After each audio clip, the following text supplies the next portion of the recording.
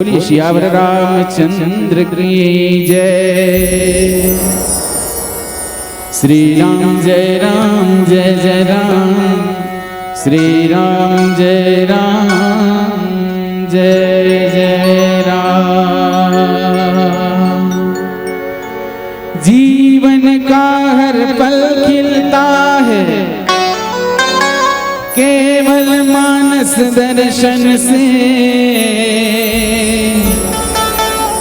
हर प्रश्नों का हल मिलता है केवल मानस दर्शन से। राम कहानी सुनो रे राम कहानी सुनो रे राम कहानी सुनो रे राम कहानी सुनो रे राम कहानी। बहत सुनते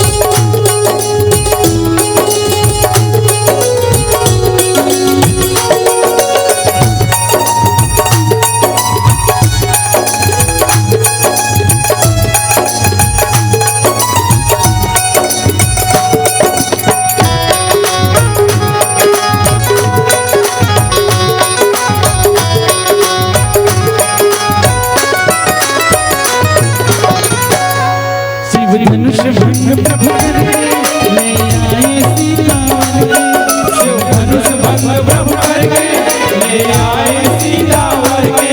शिव धनुष भंग प्रभु करके ले आए सीता वर के। शिव धनुष भंग प्रभु करके ले आए सीता वर के। हर काम में बनवासी किया क्या सर धर के, किया क्या सर धर के। लगन शियाले संग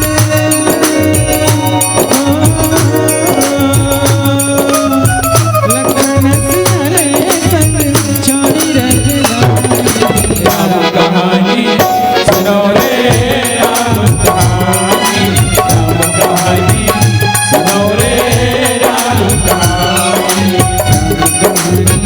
सुनो रे राम कहानी, राम कहानी सुनो रे राम कहानी, राम कहानी सुनो रे राम कहानी, राम कहानी सुनो रे।